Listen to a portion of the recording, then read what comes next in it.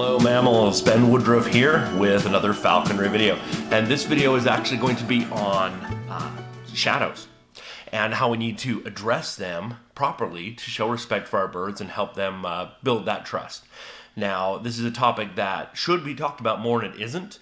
That's why I made this video. Now, I've been sitting on this video for a couple weeks. I've been waiting for almost 3 weeks to have enough of a break in the clouds to film it properly and demonstrate what I'm talking about. But before I show what I'm referring to, you have to understand that in birds of prey's eyes are far more sensitive than ours. They have more visual cells, and their pupil can dilate, it can widen and narrow to let more or less light in far more quickly than ours can. That being said, you've got to understand the time of year we normally fly. Falconers, even though we work with our birds year-round, the bulk of our flying and hunting is done in the fall and winter time, when the birds have molted in a whole new set of feathers and the hunting seasons are open. Makes a lot of sense. Well, in the summertime, the entire world becomes a living solar panel.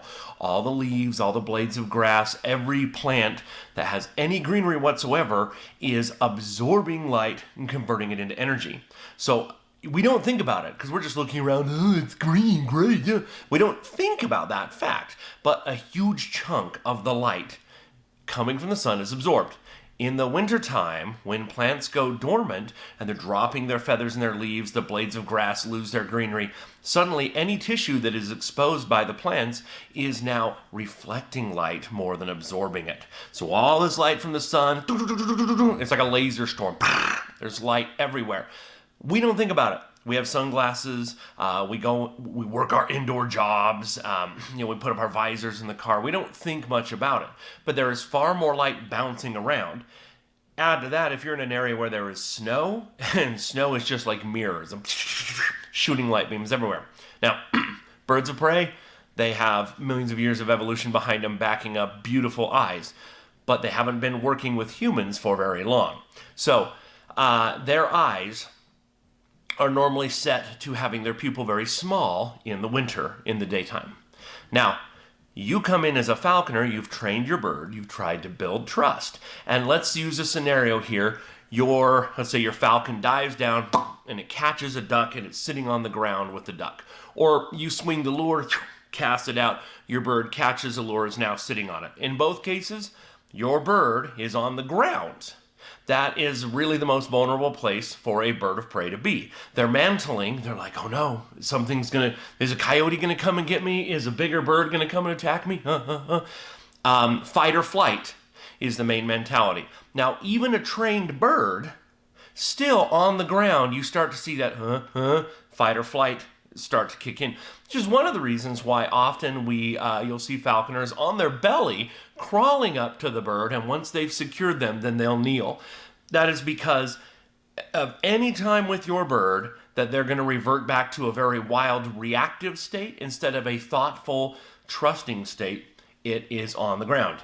So now you come along.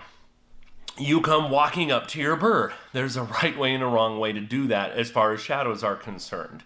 The wrong way is to be between, there's you and there's your bird and the sun is behind you.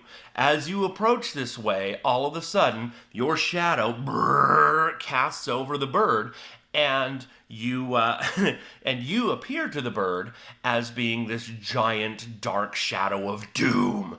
Now, take a look at this video clip, and you'll see on this, now to be fair, this is shot not with the eyes of a falcon, but with a camera that can handle the situation better. But even so, hopefully you can see how that shadow casts over the bird, and how to the bird you look like this menacing dark blob coming to attack them.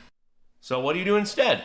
Well, if your bird has caught something or is on the ground on a lure, just take a quick stock. Look where the sun is, look where your shadow is, and then enter in towards your bird, making sure that your shadow is not over them. So take a look at this and watch when Leah here approaches her falcon, how her shadow is not cast over the bird.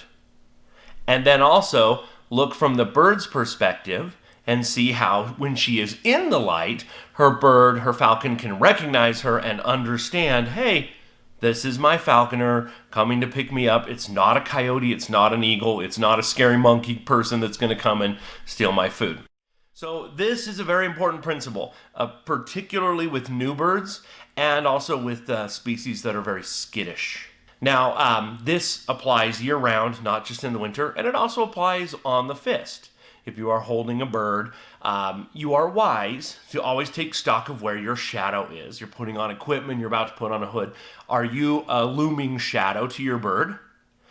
Or if you turn just a little and make sure that you are in the light, then to your bird, that is a far less scary experience. Well, this is just a simple trick, but again, because I don't see people talking about it, I thought I would share it. I hope that you find it useful. As always, feel free to subscribe to my channel and check out some of my other falconry videos, and happy hawking!